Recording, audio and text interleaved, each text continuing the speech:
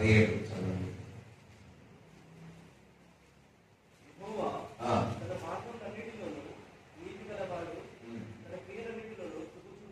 ఆమేన్. యెహోవా తన మార్గములన్నిటిలో నీతి గలవాడు. స్తోత్రం. ఆయన మార్గం, ప్రతి మార్గము మన దేవుడి నీతిగా ఉంటుంది, నీతిగా ఉంటుంది. కానీ దుష్టుల మార్గం ఎట్లుంటది? టోటలీ ఆపోజిట్ లో. చూడండి, మనం కూడా స్పోర్ట్స్ ఆడుతూ ఉంటాం. కొంతమంది ఏమో న్యాయంగా స్పోర్ట్స్ స్పిరిట్ లో ఆడుతూ ఉంటారు, కొందరేమో చీటింగ్ చేస్తూ ఉంటారు. అయితే మనుషులు ఈ యొక్క ఏ విధంగా అయినా చేసి చీటింగ్ తో గెలవాలని చూస్తా ఉంటారు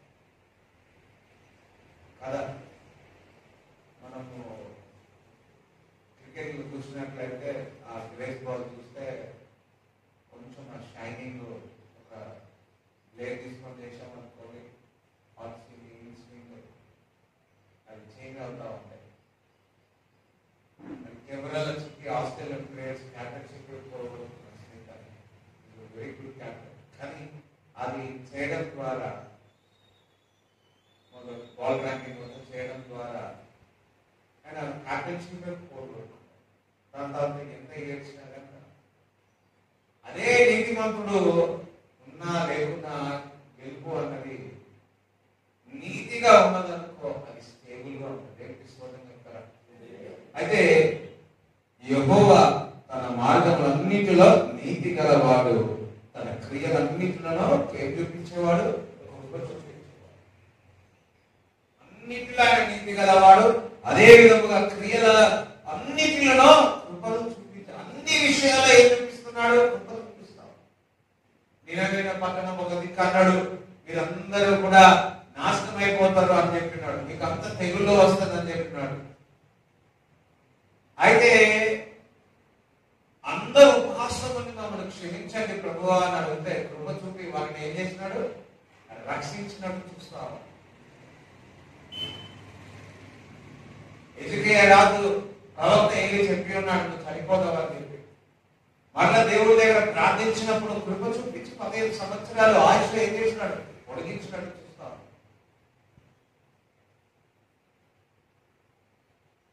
మనుషులు కఠినంగా ఉంటారు, కానీ నా దేవుడు అట్లా కాదు. నువ్వు ప్రార్థించి ప్రభా నిజముగా దేవుడి దగ్గర పశ్చాత్తాపము పడితే ఆయన కనికరించి కృప చూపి ఆయన నేను క్షమించి మరలా నేను హత్తుకుని ముద్దు పెట్టి ఉగ్రము జరిపేస్తా. బైబిల్లో చూస్తా ఉంటాం, ఇద్దరికి, ఒక తండ్రికి 2 కుమారులు ఉన్నారు.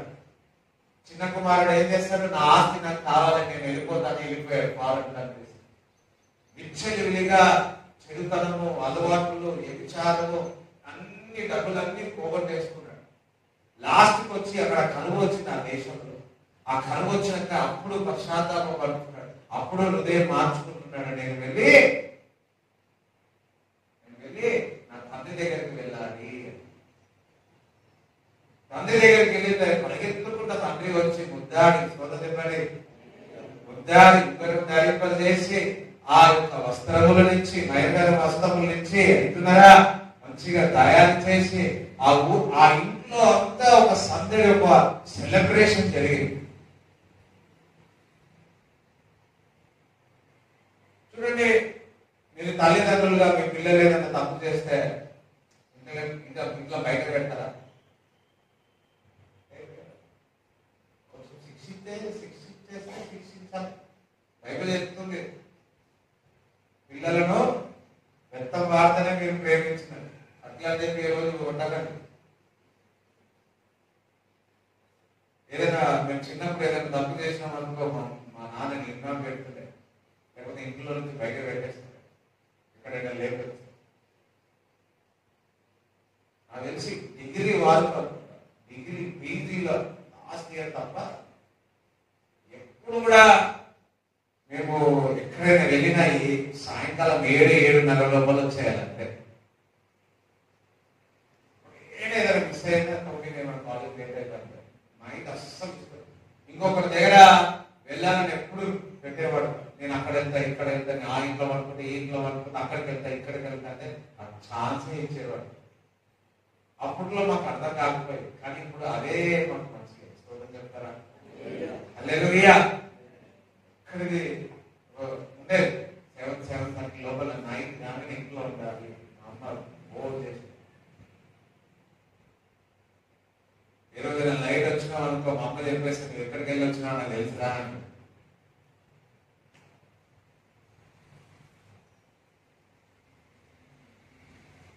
ఏదైనా తల్లిదండ్రులు ఏదైనా తప్పు చేస్తే ఏం చేస్తాం? బయట పెట్టుకుంటాం, శిక్షిస్తాం. ఎందుకో వాడు మంచిగా కావాలి. మరి ఇక్కడ చూసినట్లయితే క్రియలు అన్నింటిలో కృప చూపవాలి. ఎంతమందికి దేవుడు కృప చూపలేదు?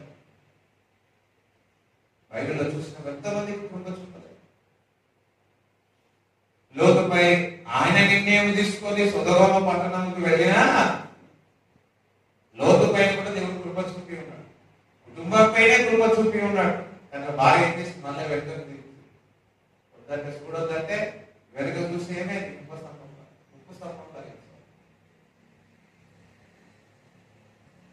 ఆయన క్రియలన్నీ చూడండి. ఒక్కొక్కరి గురించి మనం చెప్తా ఉంటాం, మనుషుల గురించి, దేవుడి గురించి, ఆ యేసయ్య గురించి. ఆయన ప్రతి మార్గము నీతిగా ఉంటాడు. ఆయన క్రియలన్నింటిలో కృప చూపుతా ఉంటాడు.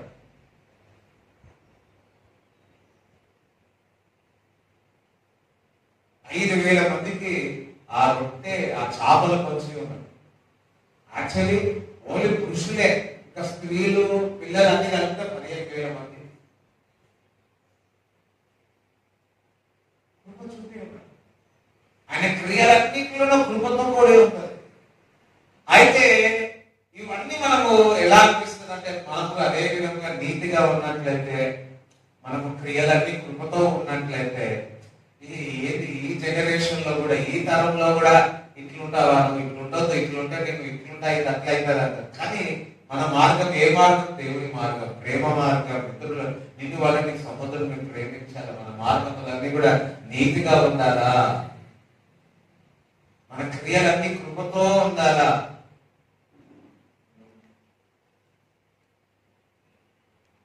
ఆయన వంటి వారు ఎవ్వరు లేరు. ఆయన చూపుతున్న నీతిని బట్టి, కృపను బట్టి మన ఎడల ఒకసారి అందరూ చెప్పాలి, కూడా దేవుని స్తుతిస్తారా?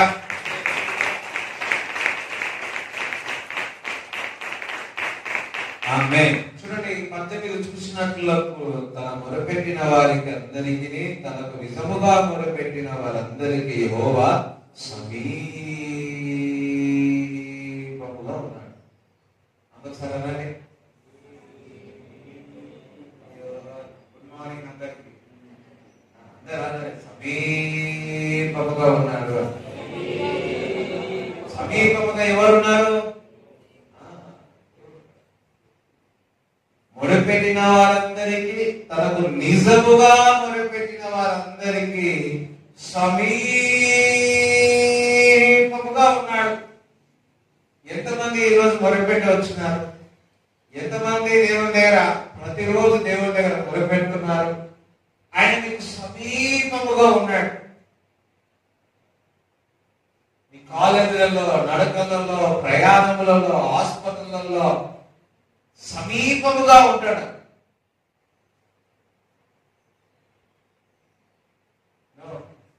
అమ్మకు హాస్పిటల్ తీసుకెళ్ళేటప్పుడు ఇదే ఒక్కటే ప్రార్థన చేస్తాం. ప్రభా వెళ్తున్నాం, ఎంజోగ్రామ్ చేస్తా ఉంటాం, ఏంటో తెలియదు, కానీ మొరపెట్టిన వారందరికీ నిజముగా మొరపెట్టిన వారికి సమీపంగా ఉంటాను అని ఈ ఒక్క మాట చేసి ప్రార్థన చేస్తారు. వెంటనే 80% బ్లాక్ అయిందని, వెంటనే ఆపరేషన్. ఒక్కటే, ప్రభా నీ లేఖనములు చెప్తే నిజముగా మొరపెట్టే సమీపముగా రైట్, ఆపరేషన్ టేబుల్లో సమీపముగా అమ్మకు తోడు. ఇది ఒక్కటే ప్రేయర్ చేసి ఆయన దేవుడు చూడండి. అందుకే మనం ప్రార్థన చేయాలి, అందుకే మనం వాక్యం చదవాలి. ఆయన మనకు సమీపముగా ఉంటాడు.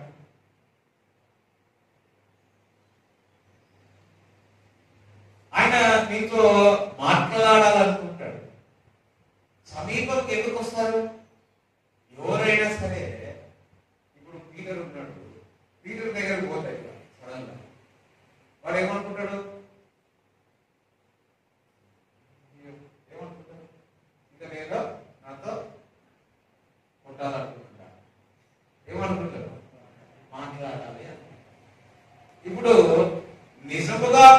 ఉన్న వారికి సమీపంగా ఎందుకు వస్తాడు? మీతో మాట్లాడడానికి మీతో మాట్లాడడానికి సమీపంగా వస్తాడు. ఇప్పుడు మీరు నిజంగా వచ్చినారు కదా, ఈరోజు మీ దేవుడు ఏం మాట్లాడుతుంది? మన దేవుడు మీతో మాట్లాడు. నా దేవుడు మాట్లాడే దేవుడు. స్తోత్రం చెప్తారా? మాట్లాడే దేవుడిని మనం ఆరాధిస్తా ఉన్నాం. లివింగ్ గాడ్, సజీవుడమైన దేవుని మనం ఆరాధిస్తా ఉన్నా. అందుకని నా దేవుడు మాట్లాడే దేవుడు. సమీపముగా వచ్చి ఏం మాట్లాడుకుంటూ వెళ్ళిపోతారా? కాదు కదా. ఆయన సమీపముగా వచ్చి నీతో మాట్లాడుతున్నాడు, నీకు బోధిస్తా ఉన్నాడు. అయితే ఆయన నీకు సమీపముగా వచ్చి అక్కడ ఆగిపోయాడు. నీకు సమీపముగా వచ్చి నీకు బోధిస్తా ఉంటే, నీతో మాట్లాడుతూ ఉంటే మనం సరిగా అర్థం చేసుకోవట్లేదు. సరిగా అర్థం చేసుకోవట్లేదు. ఇప్పుడు ఎప్పటికీ ఆయన విశ్వసిస్తే ఆయన మనకు సమీపంగా ఉంటాడు. అంతేకాదు మనలోనే ఉంటాడు. మనలో ఉండి అనేక విషయాలు మనకు బోధించాలనుకుంటాడు. అయితే ఆ బోధను మనము కరెక్ట్ గా గ్రహించలేదు. ఆ యొక్క స్వరమును సరిగా మనం అర్థం చేసుకోలేదు. చాలా మంది తల్లిదండ్రులు ఒక్కొక్కసారి అంటా ఉంటారు, ఏమని? మా పిల్లలు సరిగా అర్థము చేసుకోవట్లేదు.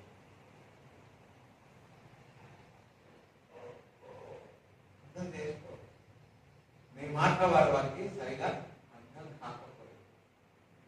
నిజంగా నేను చదువుకున్న టైంలో కూడా నాన్న సేవ చేస్తా ఉన్నాడు, చాలా కష్టపడతా ఉన్నారు. ఇవన్నీ నాకు అస్సలు అర్థం కాకపోయేది. ఎందుకు ఇంత కష్టపడాలి, ఏంటి ఇవన్నీ? ఎందుకంటే నాన్న ఏ కోర్సులో చేసేవారు, ఈ ఆర్థికంగా ఇంత ఇబ్బంది పడాల్సిన అవసరం, ఇంత కష్టపడాల్సిన అవసరం.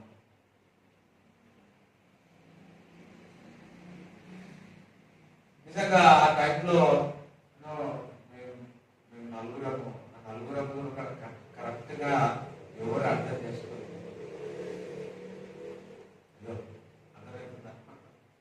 కరెక్ట్గా మేము అర్థం చేసుకోవాలి. ఆ మాటలు ఎప్పుడైనా బాధ అంటే ఆ వయసు, ఆ చిన్నతనం, అర్థం చేసుకోవాలి. ఇప్పుడు కొన్నిసార్లు మా నాన్నగారిని తల్లి విషయంలో కరెక్ట్ గా అప్పట్లో నేను అర్థం చేసుకోలే గుర్తుకొస్తే నాకు కళ్ళలో బాధ అనిపిస్తాను. ఇప్పుడు మెచ్యూరిటీ వచ్చింది, అర్థం చేసుకునే తత్వం ఒక తల్లిదండ్రులే పిల్లల విషయంలో మంచిగా ఆలోచించి వారు మంచి చేయాలని ఎంతగానో చూస్తా ఉంటారు. సమీపంగా ఉండే దగ్గర నుండి అన్ని చూసుకుంటా ఉంటారు. మరి సమీపంగా యేసుక్రీస్తు ప్రభు కూడా మీకు చాలా సార్లు బోధించి, చాలా సార్లు వింటున్నారా, మీతో మాట్లాడాలని ఎన్నోసార్లు చూస్తున్నాడు. కొన్ని అందరూ మనం అర్థం చేసుకుంటున్నాం, కొన్ని విషయాలు మనం అర్థం చేసుకోలేకపోతున్నాం. ఎందుకు మరి దేవుడి ఈ విషయాలు దేవుడు మనతో మాట్లాడినప్పుడు, బోధించినప్పుడు కరెక్ట్ గా ఎందుకు అర్థం చేసుకోవట్లేదు అంటే కారణము మన హృదయము ఆడనైపోయింది. ఆడనంటే ఎట్లాగలా? కఠినమైపోయింది.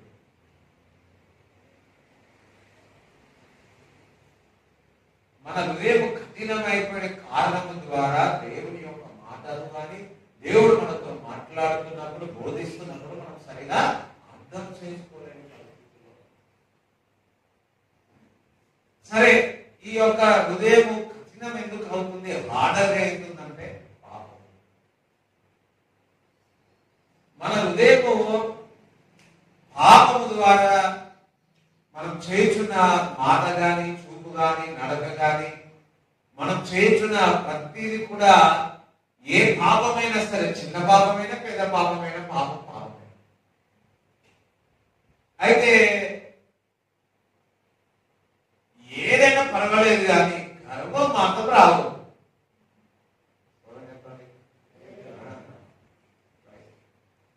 ఏదున్నా పర్వాలేదు. బైబిల్లో చూస్తే గర్వం, డబ్బు,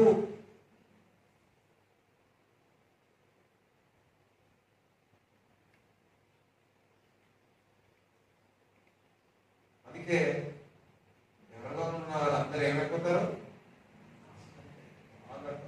గర్వం ఉన్న వారికి అసలు మేము గర్వంలో ఉన్నవారు గర్వంలో ఉన్నామా అని కూడా తెలియదు.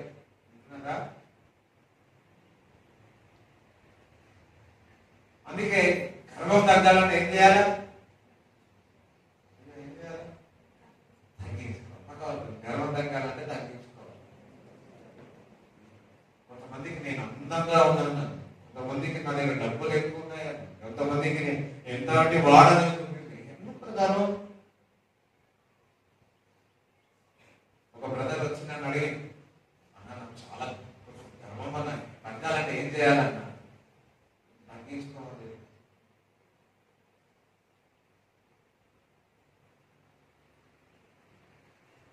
ఓకే, చాలా సార్లు దేవుడు మాట్లాడుతున్నాడు, బోధిస్తా ఉన్నాడు మనకు, కానీ మనకు గ్రహించట్లేదు. కారణం ఏంటంటే మన హృదయం కఠినమైపోయింది. కఠినం అంటే ఆ పాపముతో మనకు చోటించింది. చూడండి, హెబ్రీ రాసిన పత్రిక 3వ అధ్యాయము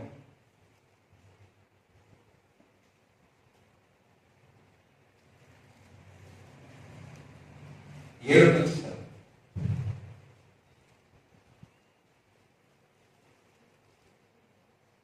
మరియు పరిశుద్ధాత్మ చెబుతున్నారు, నేడు మీరైన శబ్దములు వినిన ఎడల అరణ్యములో శోధన దినమందు కోపము పుట్టించినప్పటి వలె మీ హృదయములను కఠినపరచుకున్నప్పటి. చూడండి, ఓకే,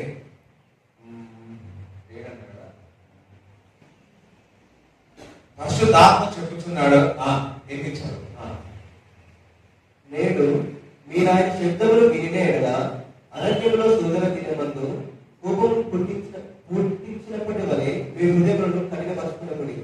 40 సంవత్సరములు నా కార్యములను చూచి 13 చదువు. నేడు మీరాయన శబ్దములను వినిన ఎడల కోపమును పుట్టించినప్పటి వలె మీ హృదయములను కఠినపరచుకున్నప్పటి. ఆయన చెప్పిన కనుక పాపము వలన తనకు శ్రమ చేత మీరు ఎవడునూ కఠినపరచబడకుండానట్లు నేడు అనబడు సమయం ఉండగానే ప్రతి దినమును ఒకరికొకడు బుద్ధి చెప్పుకునుడి.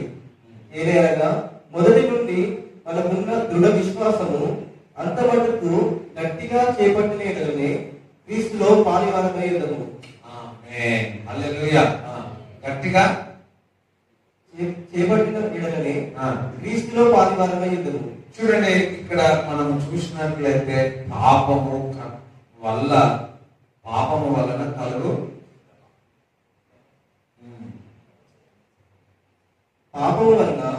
కలుగు భ్రమ చేత మీరు ఎవడును కఠినపరచబడకుండానట్లు.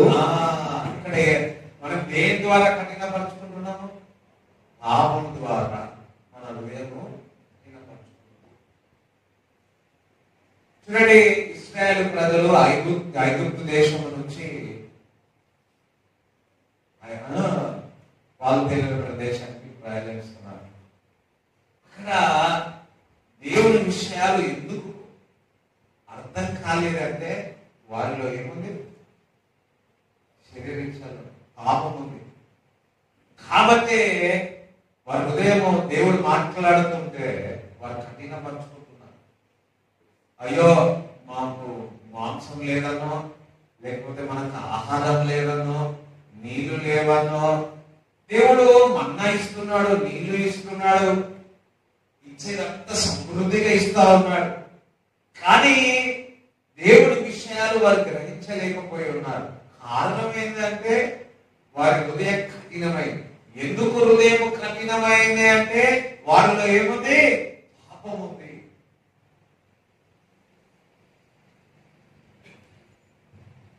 పాపము యేసు రక్తంలో కడగబడతారు. ఎస్, మనందరం కూడా రక్షింపబడతాం, మంచిది. అయితే మరలా మనము చేస్తున్న పాపము ద్వారా మన హృదయం అంతా కూడా కఠినమైపోతుంది. కాబట్టి దేవుని యొక్క స్వరమును, దేవుని యొక్క బోధను మనము కరెక్ట్ గా గ్రహించలేకపోతున్నాం. యూదా ఇస్కరాతు ఉన్నాడు. యూదా ఇస్కరాతు ఆ డబ్బుల విషయంలో పాపం చేసి ఉన్నాడు, డబ్బులు తీసుకున్నాడు. మరి సాతాను ఏ విధంగా ఎంటర్ అయింది అతనిలో అంటే కారణము అతను హృదయము సరిగా లేదు. ఏంటి? హృదయము సరిగా లేదు. దేవుడు నీతో మాట్లాడాలి అంటే, దేవుడు నీకు బోధించినప్పుడు సరిగా నువ్వు అర్థం చేసుకోవాలి అంటే నీ హృదయం సరిగా ఉండాలి. నువ్వు ప్రార్థన చేసేటప్పుడు దేవుడి ఎదుట నిజముగా మొరపెట్టిన వారికి ఆయన సమీపముగా ఉండి నీ ప్రార్థన దేవుడు ఆలకిస్తాడు. కానీ నీ హృదయం సరిగా లేదనుకోండి, నీ ప్రార్థన జవాబు ఎలా వస్తుంది?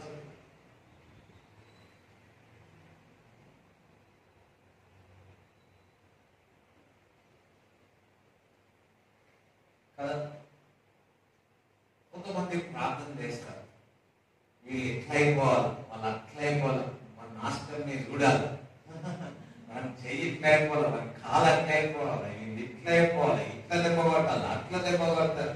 ఇట్లాంటి హృదయంలో ఉన్న కలిగిన ప్రార్థన చేస్తే దేవుడు ఇక్కడ బైబిల్ చెప్తుంది, శత్రువుల కొరకు ప్రార్థన చేయమని చెప్తుంది, శత్రువులను ప్రేమించమని చెప్తుంది.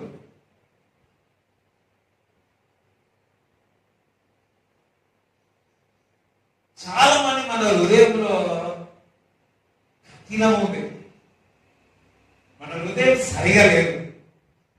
అందుకే మనం ప్రార్థన చేస్తే మన జవాబు రావట్లేదు. ఎందుకనగా దేవుడు కొన్నిసార్లు దేవుడు నిన్ను శ్రమలలోనికి తీసుకెళ్ళి, బాధల్లోనికి తీసుకెళ్ళి నీతో మాట్లాడాలనుకుంటాడు, నీకు బోధించాలనుకుంటాడు. చెప్పాల్సిందే ఇది.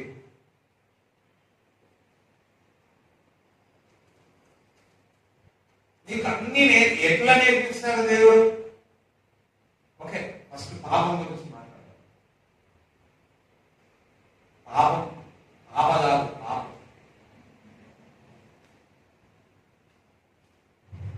చిన్న పాపమైనా పెద్ద పాపమైనా అందుకే చాలా జాగ్రత్త ఉండాలి.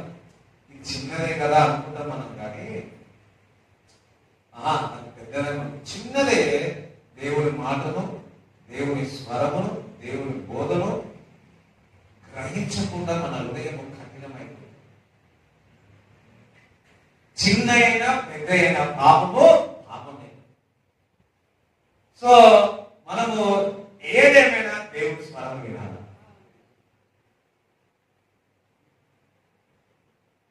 చూడండి, యూదా ఇస్కరియోతు 30 నాణాలే వింటున్నారా?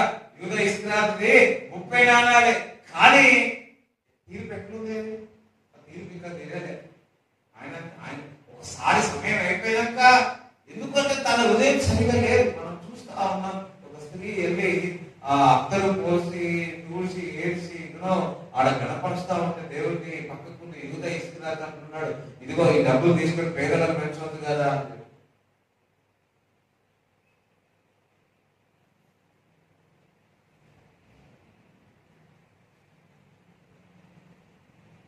ఈ సువాసన లోకమంతా సువార్త చేసినప్పుడల్లా ఈమె జ్ఞాపకం వస్తుంది అన్నట్టు చెప్పాడు. ఈ మాట యూదా ఇస్కరియోతుకి లోపల ఏం కలిగింది? ఈర్ష్య కలిగింది. హృదయం సరిగా లేదు. హృదయం సరిగా లేదు కాబట్టి సాతాను అతన్ని లోనికి వెంటలేకపోయింది.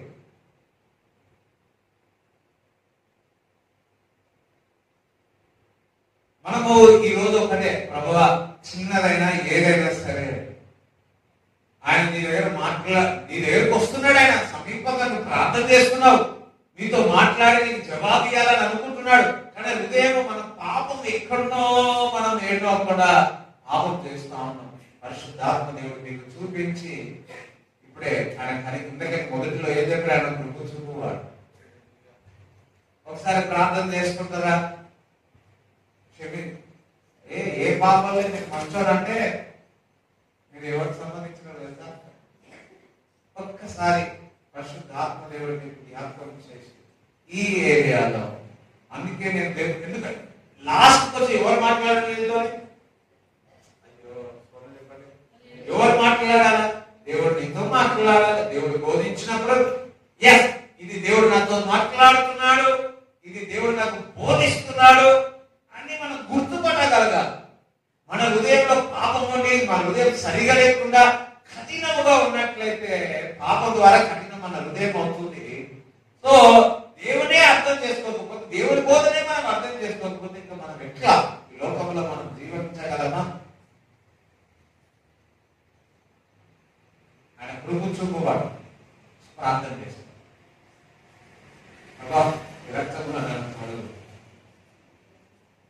శరీరం చలి కావచ్చు, నేత్రాశ కావచ్చు, ఏ విషయాలైనా గర్వం కావచ్చు, అందరూ ప్రార్థన చేయాలి. అందరూ ప్రార్థన చేయాలి. ఆయన దగ్గర కూర్చొని ఏ విధంగా అయితే ఆ స్త్రీ వెళ్ళి ఆ పాదాల దగ్గర ఏడుచి ఉన్నారు, ఈరోజు ఆయన మీద మనం పాదాల మీద అందరూ పోస్తారు. మన జీవితాన్ని మార్చినట్టు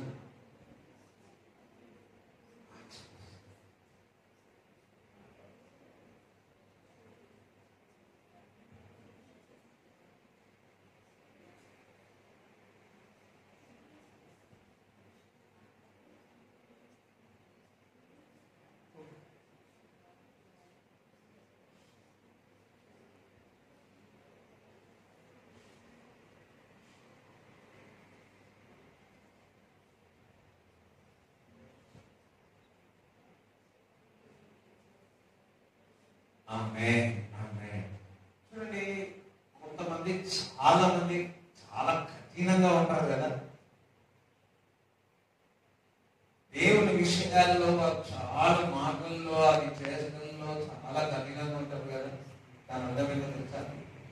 వాళ్ళు ఏమున్నారంటే దేవుడి బిడ్డలు కూడా బాప్తిజము తీసుకున్నాక కానీ ఇంకా దేవుడి విషయాల్లో చాలా కఠినంగా ఉన్నారంటే వారిలో ఏమున్నట్టు?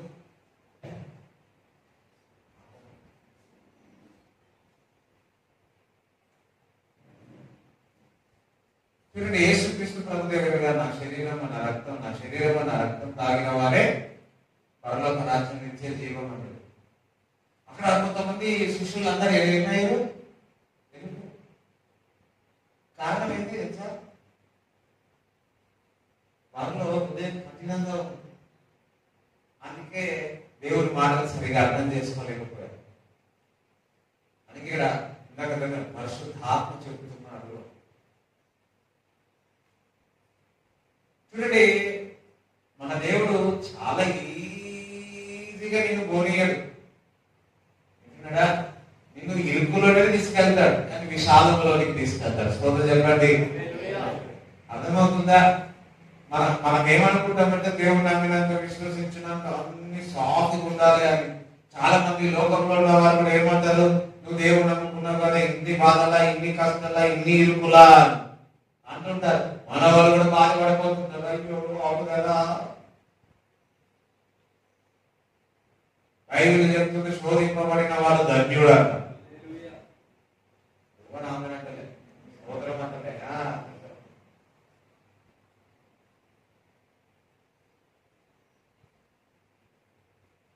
ఒక శిల్పాన్ని కొడితేనే ఏమవుతుంది? చక్కటి రూపం వస్తుంది. ఒక బంగారాన్ని వేడి చేస్తేనే అది మంచిగా అవుతుంది, సువర్ణంగా మారుతుంది. చాలా సార్లు మన హృదయం కఠినముగా ఉన్నట్లయితే కొన్ని పరిస్థితుల్లో నుంచి నిన్ను తీసుకెళ్తాడు దేవుడు. ఆ పరిస్థితుల్లో దేవుడు నీతో బోధిస్తాడు, నీతో మాట్లాడతాడు. దేవుడికి స్తోత్రం చెప్తారా? నాకెందుకు శ్రమలు, నాకెందుకు బాధలు, నాకెందుకు కష్టాలు, ఎందుకు ఇవి జరుగుతున్నాయి అంటే నీకు ఏదో నా దేవుడు, మన దేవుడు నీకు బోధించాలనుకుంటున్నాడు.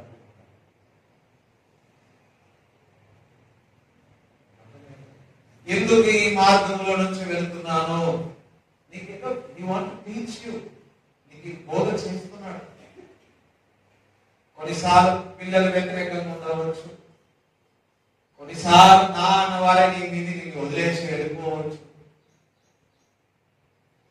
కొన్నిసార్లు డిగ్రీ అన్నావు ఆరే నేను వదిలిపెట్టేసి వెళ్ళిపోయినచ్చు, నువ్వు ఒంటరి వారి అయిపోయినావేమో. నీ ఒంటరి వారి అయిపోవడానికి కూడా దేవుడు నీకు ఏదో బోధిస్తా ఉన్నాడు. అందరు ఉండేవారు కానీ ఇప్పుడు ఎవరు లేరు నాకు.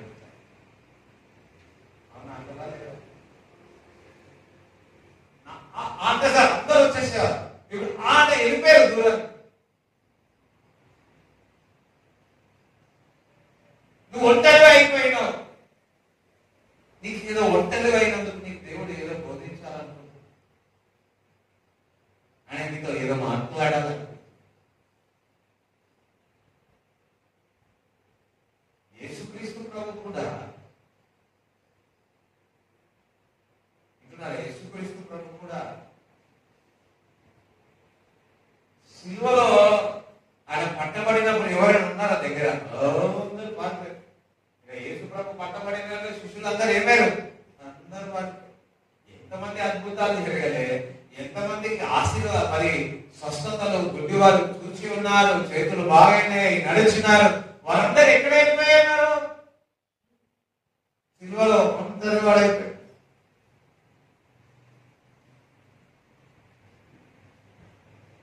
అక్కడ ఉన్నవారు సైనికులు కూడా ఏమంటున్నారు, నీ దేవుడైతే నీవు కాపాడుకో అంటున్నారు. లోకపు దృష్టిలో యేసుక్రీస్తు ప్రభు సిలువలో చనిపోతుంటే ఓడిపోయిన అనుకున్నారు. దేవుడి రాజ్యంలో, దేవుడి విషయాల్లో, పరలోక రాజ్య విషయాల్లో ఆయన ఒంటరి వాడే అయినందుకు ఆయన చనిపోయి 3వ దినంలో తిరిగి లేచి అన్ని నామముల కంటే పై నామం యేసుక్రీస్తు నామం చెప్పలేదు. దేవుని స్తుతించండి.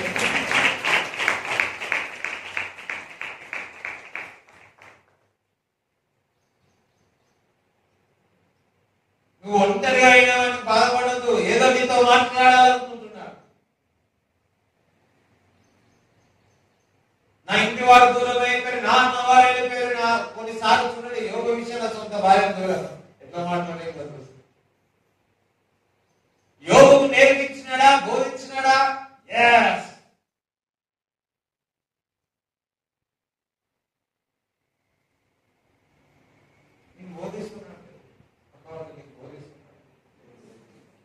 ఇక్కడ ఉన్న వారు ఎంతమందికి శ్రమల్లో, బాధలు ఉన్నాయన్నారు? అలిగి చెప్పండి.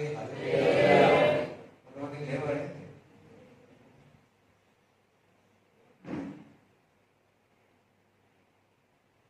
చిన్న పిల్లల నుంచి బాధలు ఉంటాయి.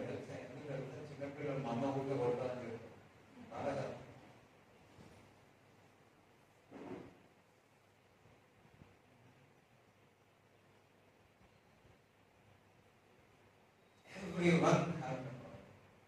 ప్రతి ఒక్కరికి ఒక శోధన నుంచి, ఒక పరిస్థితి నుంచి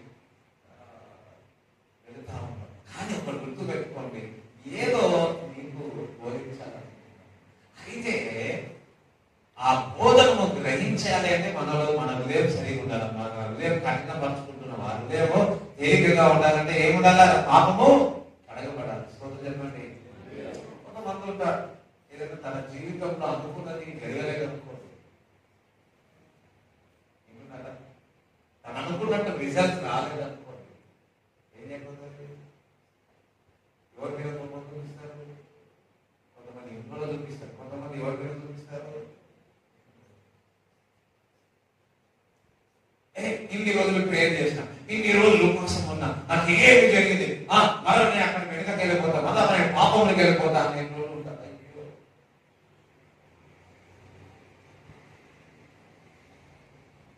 నీ హృదయాన్ని చెక్ చేస్తున్నాడు. అన్ని ఇచ్చినప్పుడు స్తోత్రం చెల్లింతు,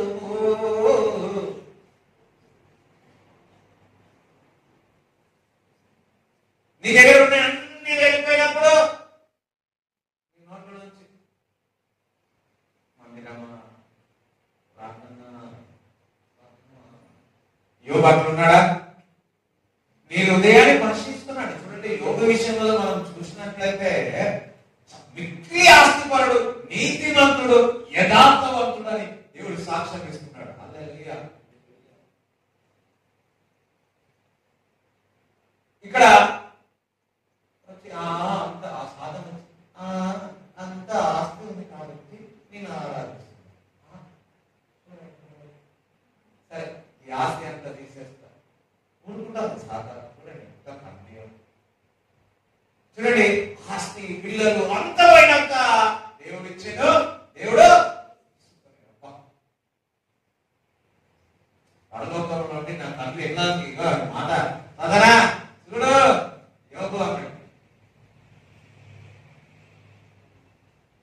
ఇక్కడ యోగులో ఉన్న హృదయం ఎటువంటిదో అక్కడ టెస్టింగ్ జరుగుతుంది. సాధారణ దేవుడికి పోరాటం ఈ విషయంలో కూడా అట్లే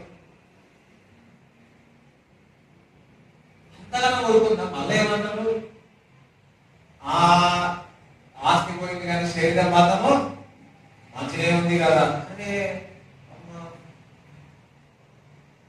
శరీరం అంతా బుగ్గలు ఏమంటారు అంత వ్యాధి, స్కిన్ డిసీజెస్ వచ్చేసినాయి.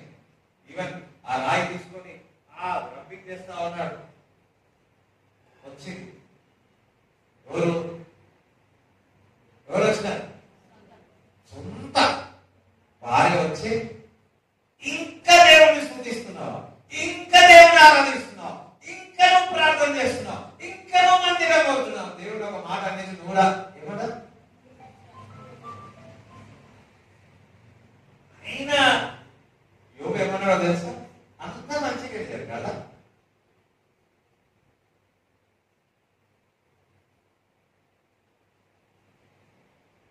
స్తోత్రం, హల్లెలూయా.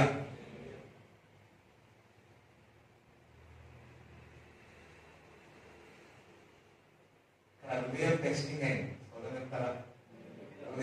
హృదయంలో అందుకే కొన్ని విషయాల్లో సోదరుల నుంచి వెళ్ళినప్పుడు, కష్టాల్లో చేయనప్పుడు మీ హృదయం ఎటువంటి ఆలోచనలతో ఉంటుందని దేవుడు పరీక్షిస్తారు. ఇప్పుడు మీరున్న కష్టాలలో దేవుడు పరీక్షిస్తున్నాడు నీ హృదయం ఎలా ఉంది అని. మనం ఆలోచిస్తా ఉంటాం, వాడు భక్తిహీనుడు, మనకు అన్ని బాగున్నాయి, వాడు అన్ని మంచిగానే ఉన్నాడు, వాడు బాగానే వెళ్తున్నారు, అంతా అవినీతిగా ఉన్నారు, మన కుటుంబం అంతా మంచిగానే ఉంది, ఈ పరిస్థితి ఎందుకు అని అనుకుంటారు. కానీ he want to teach you something, he want to tell you something. ఎవరికి చెప్పలేని యోగుతో మాట్లాడి చెప్పి ఉన్నాడు. అదే విధంగా మీ జీవితంలో శ్రమలు, బాధల విషయాల్లో నీకు ఒకటి చెప్పాలనుకుంటున్నాడు, నీకు బోధించాలనుకుంటున్నాడు.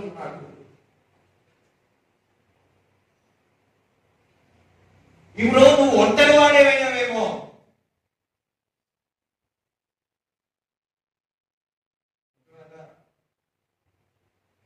ఏదో మెరకలు చేయబోతున్నాడు.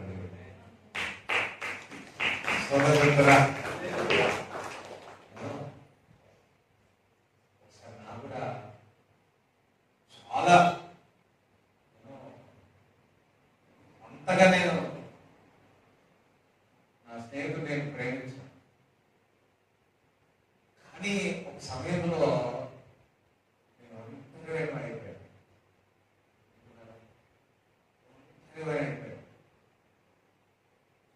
అది నాకు చాలా హృదయంలో బాధ, వేదన కలిగింది. ఇప్పుడు కూడా స్టిల్ ఐ లవ్ అమ్మాయి కదా అబ్బాయి. కొంతమంది ఇంగ్లేరే అయితే నమ్మకలేరు.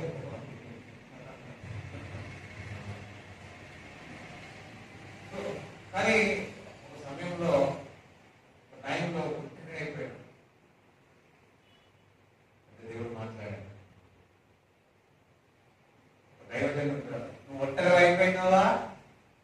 You looking so alone? కొద్ది దినాల నుంచి ఒంటరిగానే ఉన్నావా? ఆయన నీతో ఏదో మాట్లాడాలనుకుంటున్నాడు, నీకు బోధించాలనుకుంటున్నాడు, ఏదో మెరకలు జరగబోతుంది. దేవునికి స్తోత్రం చెప్తారా?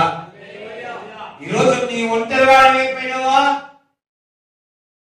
నాన్నవారు ఎవరు లేరా?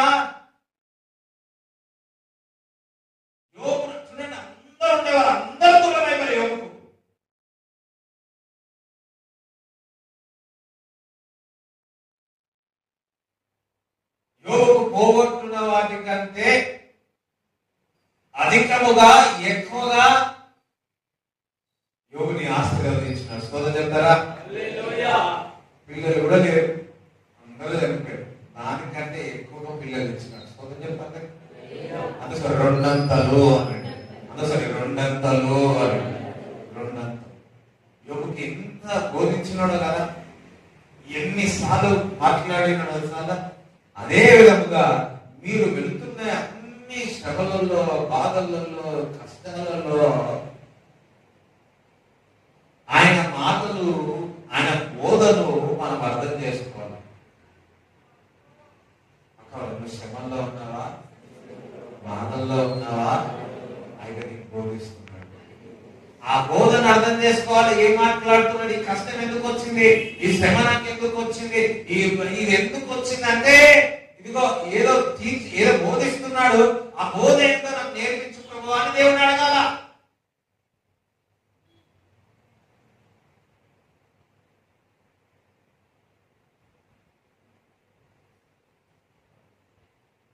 శ్రమలు బాధలు లేదంటే వాళ్ళ దేవుడికి బిడ్డలేగా.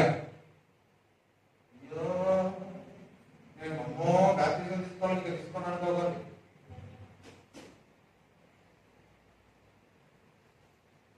ఒకటి యోగ శ్రమలు బాధలు వచ్చినాయి. మనకు ఒక హోప్ ఉంది, నిరీక్షణ ఉంది. ఈ లోకంలో ఉన్న వారికి ఆ నిరీక్షణ లేదు. మన నిరీక్షణ ఏంటో తెలుసా? కల్వరిలో యేసుక్రీస్తు ప్రభు చనిపోయి సమాధి వేయబడి 3వ దినమున తిరిగి లేచి ఉన్నాడు. ఆయన సజీవుడు. ఆయన సజీవమైన కార్యాలు మన జీవితంలో చేస్తారని ఒక నిరీక్షణ. ఈ లోకంలో ఉన్న వారికి ఈ నిరీక్షణ లేదు. రేపటి గురించి వారికి నిరీక్షణ లేదు. చూడండి, యాకోబు పత్రిక 1వ అధ్యాయము 1, 2 వచనాలు చదవండి. దేవుని యొక్కయు ప్రభువైన యేసుక్రీస్తు యొక్కయు దాసుడైన యాకోబు అన్య దేశముల యందు చెదిరి ఉన్న 12 గోత్రముల వారికి శుభములు చెప్పి వ్రాయినది. నా సహోదరులారా, మీ విశ్వాసములకు కలుగు పరీక్ష ఓర్పును పుట్టించిన. ఏం పుట్టిస్తుందట? ఓర్పును పుట్టిస్తా. మీరు నానా విధములైన శోధనలలో పడినప్పుడు అది మహానందమని ఎంచుకున్నది.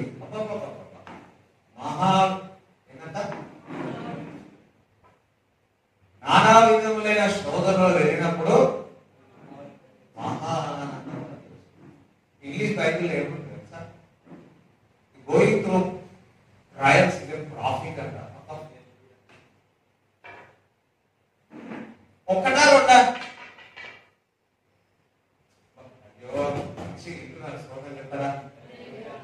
ఎన్ని కొంతమంది అంటారు నానా విధములైన శోధన. ఒక్క శోధన అన్నట, నానా విధములైన శోధన అన్నట. అవన్నీ ఎట్లుంటాయంట? మహా ఆనందముగా ఉంటాయి.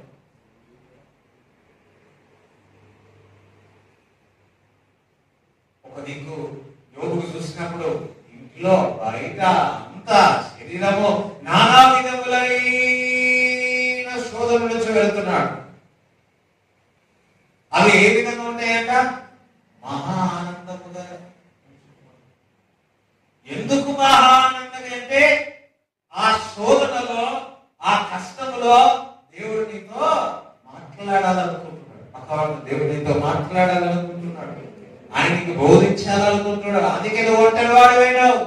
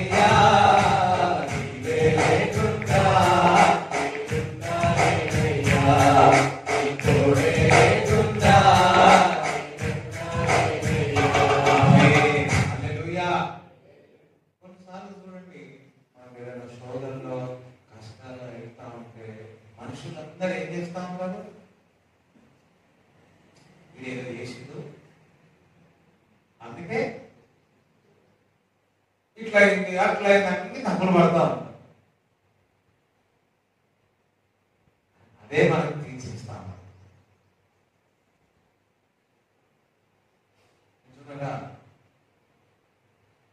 పొరపాటులన్నీ అవుతాయి. Learn from your mistakes. నేను యాక్చువల్లీ గత వారం చెప్దాం అనుకున్నాను, మనం పొరపాటు నుంచి మనం నేర్చుకోవాలి. ఆదివారం మన ఆదివారం చెప్దాం అనుకున్నాను. మన పొరపాటు ఇంకా దాని లెసన్ నేర్చుకోవాలి. ఆ పొరపాటుల ద్వారా దేవుడు నీకు బోధిస్తాడు. మరలా ఆ పొరపాటు చేయకుండా నువ్వు జాగ్రత్త పడతావు. ఇక్కడ నానా విధములైన శోధనలు వెళ్ళినప్పుడు అది ఏ విధంగా తలుచుకుంటున్నాడు? మహా ఆనందం. అసలు మహా ఆనందం. ఆనందం లేకుండా కొంచెం ఆనందం చెప్పండి. అసలు మహానందము. ఒక మాట పెడతారు. తల్లి 9 నెలలు గర్భంలో ఎంత కష్టపడుతుంది. ఆహారం నడక అది ఈజీగా, చాలా కష్టం. 9 నెలలు.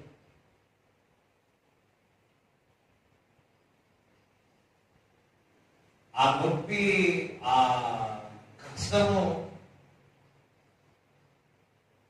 ఆ బేబీని కనిన తర్వాత బైబిల్ చెప్తుంది, ఆ నొప్పి అంతా ఆ కుమారుడు కానీ ఆ కూతురుని చూసినాక ఆ నొప్పి అంతా మర్చిపోతాడు.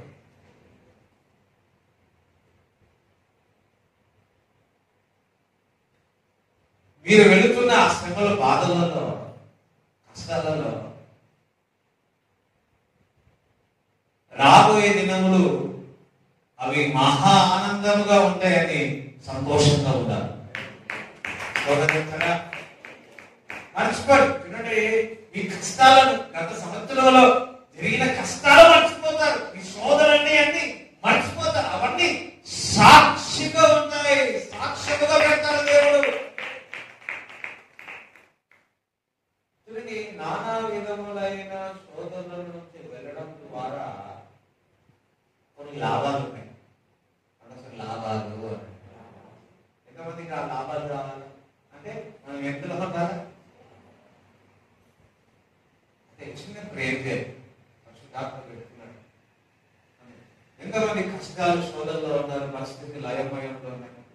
ఒక్కడే ప్రభువా అంటే ప్రభువా నువ్వు ఏం మాట్లాడాలనుకుంటున్నావో, నువ్వు ఏది బోధించాలనుకుంటున్నావో నాకు బోధించు తండ్రి, నాతో మాట్లాడుతున్నావు. చిన్న మీరు ప్రార్థన చేసుకో.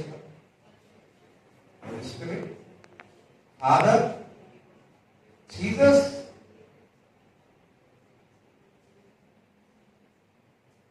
teach me, Lord. Speak to me, Lord.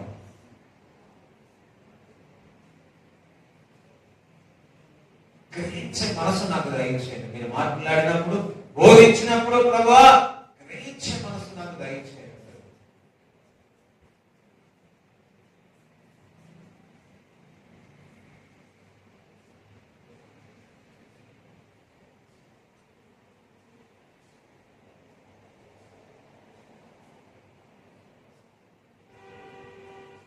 ఆమేన్. హల్లెలూయా. చూడండి, అపోస్తలుల కార్యం 14వ అధ్యాయం 22.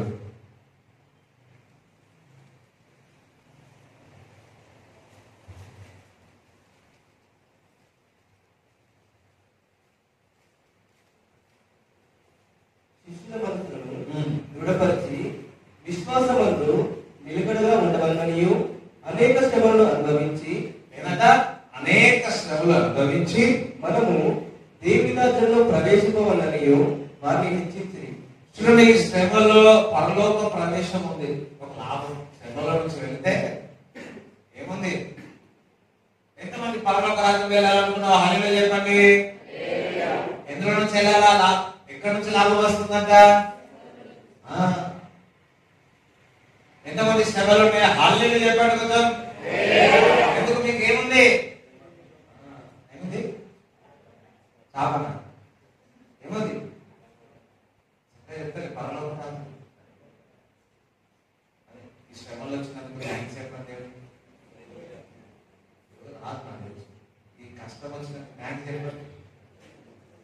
చూడండి, అబ్రాహాము 75 సంవత్సరంలో దేవుడు పిలుస్తాడు, 100 సంవత్సరంలో కుమారుడు ఇచ్చినాడు. 25 సంవత్సరాలు ఏం చేసినాడు దేవుడు అబ్రాహాముకు? ఏం చేసినాడు? ఒకవేళ వెంటనే ఇచ్చుంటే అసలు అబ్రాహాము గురించి మనం మాట్లాడుకునే వాళ్ళమా?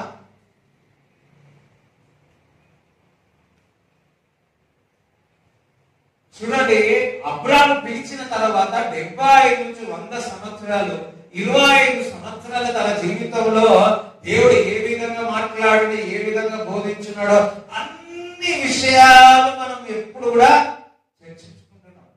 ఒకవేళ ఆ శ్రమలలే, ఆ బోధలో, ఆ శ్రమలలో అబ్రాహాముకు, ఆ కష్టాల్లో అబ్రాహాముకు బోధించకపోతే ఏమైపోదాం? అసలు అబ్రాహాము లేకుండా అసలు బోధించగలుగుతామా? యేసు ప్రభు దేవుడు అంత ఓకే, కానీ అబ్రాహాము విశ్వాసానికి ఏమై ఉన్నాడు? అబ్రాహాము అంత డిస్కస్ చేశాడు. బికాజ్ ఆ శ్రమలలో, కష్టాలలో, వేదనలలో అబ్రాహాముకు చాలా విషయాలు 25 సంవత్సరాలు నేర్పించినాడు. ఒక్క సంవత్సరం అంటే ఒక్క సంవత్సరం కాదు, 25 సంవత్సరాలు.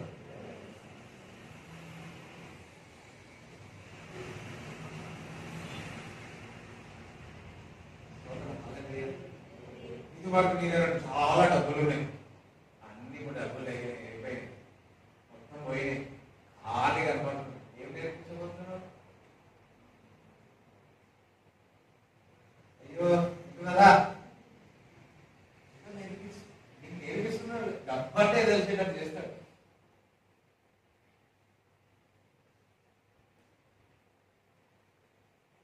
నువ్వు అన్ని వేస్ట్ చేస్తున్నావు.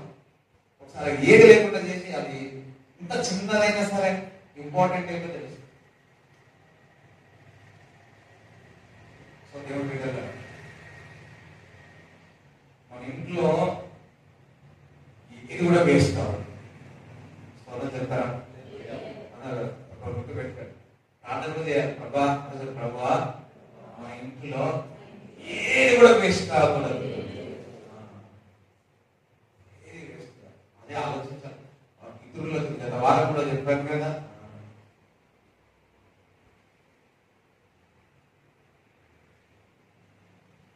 చూడండి, ఇందాక లేఖనం చదివిన ప్రకారము మనకేముంది? పరలోక రాజ్యం ఉంది. ఇంకా రోమపత్రిక 5:3 చూసినట్లయితే, అంతేకాక శ్రమ ఓర్పు పరీక్షను, పరీక్ష నిరీక్షను కలగజేయుచున్నదని ఎరిగి శ్రమలందు అతిశయింపబడదుము. స్తోత్రం చెప్తారా? అతిశయింపబడాలి. శ్రమ ఉన్నదని, కొంతమంది కారు ఉన్నదని, ఇల్లు ఉన్నదని, మంచి కొత్త డ్రెస్ అని, బంగారం అని ఏం చేస్తారు? చెప్పరు, అతిశయింపబడతారు. మీరేం చేయాలా? మేము శోధనల గురించి వెళ్తున్నామని ఏం చేయాలా?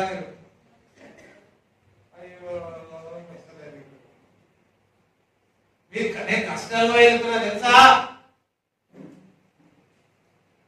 నేను బాధల్లో వెళ్తున్నా తెలుసా, అతిశయింపబడతామా? అట్లా బైబిల్ ఏం చెప్తుంది? నా దగ్గర ఏం డబ్బు లేదు తెలుసా, డబ్బులు ఉన్నప్పుడు ఎప్పుడు చెప్పాలి కదా, డబ్బు లేనప్పుడే చెప్పండి.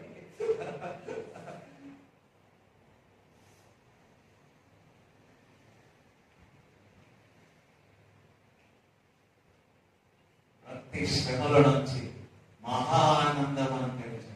ప్రతి శ్రమల నుండి అతిశయింపబడండి, ఎందుకంటే ఆ శ్రమల నుంచి లేవనెత్తువాడు ఒకే ఒక్కడు, యేసుక్రీస్తు ప్రభు ఒక్కడే. ఆమేన్. దేవునికి స్తోత్రం చెప్తారా? హల్లెలూయా. ఆమేన్. ఇంకొకటి, మనమందరం చాలా ఉన్నాయి విషయాలు, కానీ సమయం లేదు. రోమపత్రిక 8:17 చదవండి.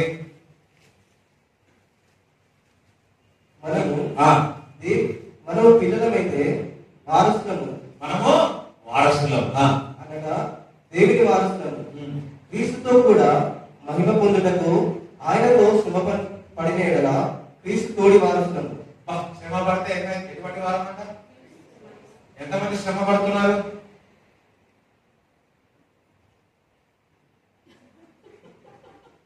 ఆస్తి మొత్తం కావాలి కానీ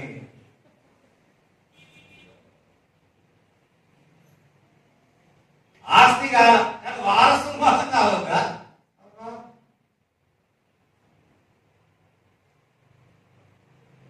క్రీస్తులో మనం శ్రమ పడితే మనం ఏమై ఉన్నాం?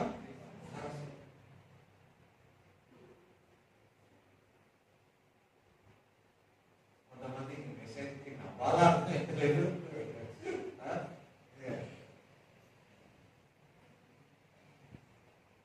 చెప్తారా? హల్లెలూయా. ఇంకొకటి ఈ మనం వారసులం అంటున్నాం. ఇంకొకటి క్రీస్తుతో కూడా మహిమ పొందుతాం. క్రీస్తుతో కూడా చూడప్పుడు గుర్తు పెట్టుకోండి, మన శ్రమలో నుంచి వెళ్తాం, బాధలో నుంచి వెళ్తాం, కష్టంలో నుంచి వెళ్తాం, ఇంకా మిరకల్స్ కూడా జరుగుతూనే ఉంటాయి. ఒక దిక్కు బాధలు శ్రమలు ఒక్కడే ఇంకా సమయం లేదు కానీ you want to teach you something, you want to speak something. నీకే మాట్లాడాలనుకుంటున్నాడు అని నీకు బోధించాలనుకుంటున్నాడు. శ్రమలో వెళ్ళడం ద్వారా చాలా లాభాలు ఉన్నాయి. శ్రమలో వెళ్తే చాలా చాలా లాభాలు ఉన్నాయి. ఈ భూమి కొంటే చాలా చాలా లాభం. దేవుని మార్గంలో ఇరుకు మార్గమే, అందులో చాలా చాలా లాభం. నిత్య జీవం పరలోక రాజ్యం. ఒంటిని వారివైన బాధపడక, ఒక్కనే బాధపడక, ఎవరు అన్నం తిన్నామని అడగలేని బాధపడక, నాన్న వాళ్ళు ఎవరు లేని బాధపడక,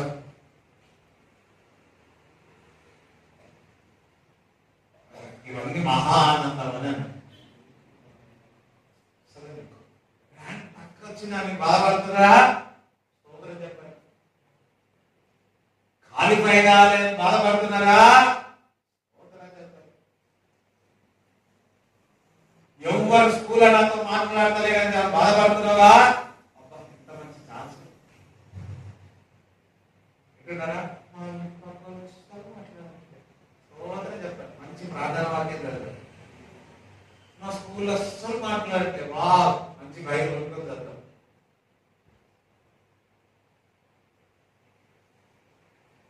ఒంటరి వాడు అయినప్పుడే నీతో దేవుడు మాట్లాడతాడు. అర్థమైందా? ఒంటరి వాడు అయినప్పుడు దేవుడు మనం కూడా ఒంటరి అయినప్పుడు దేవుడి మీద ఫోకస్ చేస్తాడు. లేకపోతే మా చెల్లె, మా బావ, మా అమ్మ, వాళ్ళందరూ నువ్వు అని చెప్పాక అప్పుడు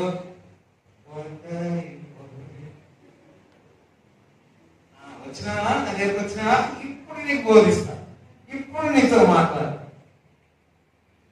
it's a very good chance to listen his voice and what he is teaching in.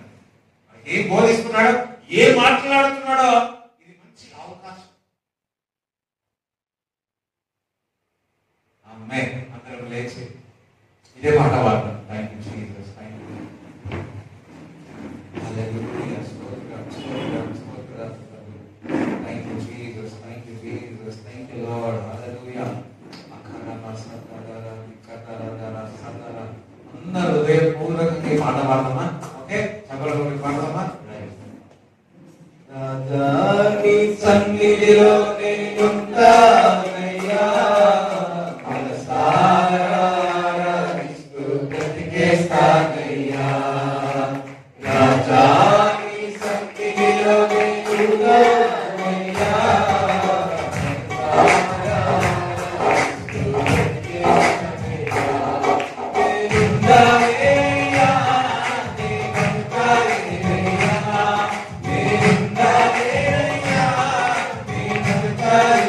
Yeah.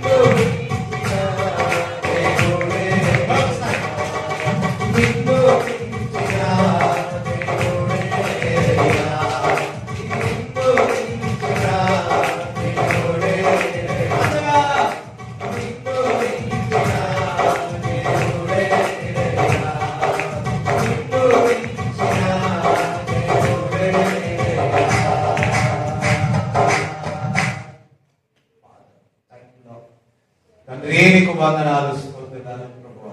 తండ్రి, ప్రతి శ్రమలో, ప్రతి కష్టములో, వేదనలో, లేమిలో మీరు ఏం మాట్లాడాలనుకుంటున్నారు, ఏమి బోధించాలనుకుంటున్నారో ప్రభా మాతో మాట్లాడండి, మాకు బోధించండి, మాకు నేర్పించండి, మమ్మల్ని నడిపించమని ప్రార్థన చేయించున్నాము తండ్రి. ప్రభా, చెప్పబడిన వాక్యం అంతయు వారి హృదయంలో నాటబడుగాక అని ప్రార్థన చేయించున్నాం. శరీర బలహీనతో వచ్చిన నిక్షేపంగా మీరు పొందిన దెబ్బల చేత స్వస్థత, శరీరంలో ఏ అవయవైతే సరిగా పనిచేయట్లేదో ఇప్పుడే సరిగా పనిచేయలుగా కానీ ప్రార్థిస్తున్నాం. సోలిపోయి ఉన్నారు, ఇప్పుడే ఆత్మ చేత శక్తి చేత నింపబడుగా కానీ ప్రార్థన చేయించున్నాం. రూపింపబడిన ఏ ఆయుధము వర్తిలేదని ప్రకటిస్తున్నాము తండ్రి. దేవుడు, నేను ఒక మహిమను చూస్తున్నా మీ జీవితంలో ఒక అద్భుతము దేవుడు చేయబోతున్నాడు. నమ్మి విశ్వసించి దేవునికి స్తోత్రాలు చెప్పండి. దేవుడు నా జీవితంలో అద్భుతము చేయబోతున్నాడు. దేవుడు నాతో మాట్లాడుతున్నాడు. కొంతమందికి స్వరాలతో దేవుడు మాట్లాడబోతున్నాడు. దేవుడి స్వరం నీకు వినబడబోతుంది. దేవుడు దర్శనాల ద్వారా దేవుడు మాట్లాడబోతున్నాడు. ఓ సాతాను గర్జింపు సింహములు అటు ఇటు తిరుగుతా ఉన్నాడు. ఎవరిని మింగుదాన కలుగుతున్నాడు. గర్భవారి క్రియలు ఏమైపోను కాక, అపవాది క్రియ లయమైపోనుగాక. యేసు నామములో వెలుగుని పలుకుతున్నాను తండ్రి, వెలుగు పలుకుతున్నాము తండ్రి. ప్రభా మా భారతదేశంలో ఉజ్జీవము పుట్టునుగాక, మా భారతదేశంలో ఉజ్జీవం వచ్చునుగాక, ఒలివ మినిస్ట్రీలో ఉజ్జీవం చూచదముగాక అని ప్రార్థన చేస్తున్నాము తండ్రి. ఓ ఓ పరిశుద్ధాత్మ వర్షం ఇక్కడ కుమ్మరింపబడను గాక, ఓ ఆశీర్వాదం యొక్క వర్షం ఇక్కడ కుమ్మరింపబడను గాక, వారు చేస్తున్న పనిని ఆశీర్వదింపబడను గాక, వారి అవసరాలన్నీ తీర్చబడను గాక, వారు నీ కొరకు పరిగెత్తెదరు గాక. ప్రభు ఊబిల్లో నుంచి ఎత్తబడును గాక, పాప ఊబిల్లో నుంచి బయటకు వచ్చేదరు గాక. వారికి సమృద్ధి పలుకుతున్నాను, ఆనందమని పలుకుతున్నాను, సంతోషాన్ని పలుకుతున్నాను, ఖర్చులు వేసేద్దరు గాక అని ప్రార్థన చేయొచ్చు. ప్రతి ఒక్కరిని రక్తకోడులో భద్రపరచమని నజరేయుడైన యేసుక్రీస్తు నామములో ప్రార్థిస్తున్నాము తండ్రి, ఆమేన్. మీ కానుకలు మీ దశభాగాలు చేతుల్లో పట్టుకొని ప్రార్థన చేయిస్తాను. తండ్రి నీకు వందనాలు, స్తోత్రాలు. భరించుచున్న కానుక దీవించండి ప్రభువా, భరించుతున్న దశభాగాన్ని దీవించండి, వారి అవసరాలన్నీ తీర్చబడును గాక అని ప్రార్థన చేయించున్నాం తండ్రి. యేసయ్యా వారి ప్రభువా వారి కష్టాతీతం నీకు ఇస్తున్నారు ప్రభువా. వారి గుండె నీళ్ళు పొరలును గాక, వారి ఇంట్లో సమృద్ధి ఉండును గాక. ప్రభు నువ్వు ఇచ్చినదంతా నువ్వు కాపాడమని ప్రార్థన చేయొచ్చు. నజరేయుడైన యేసుక్రీస్తు నామములో ప్రార్థిస్తున్నాము తండ్రి, ఆమేన్. తండ్రి యొక్క ప్రేమ, కుమారుని యొక్క కృప, పరిశుద్ధాత్మ సహవాసం ఈ కూడి వచ్చిన అందరికీ దేవుడు తోడై ఉండును గాక, ఆమేన్. యేసు రక్తమే జయం, యేసు రక్తమే జయం, యేసు నామములో సంపూర్ణ విజయం కలుగును గాక, ఆమేన్, ఆమేన్.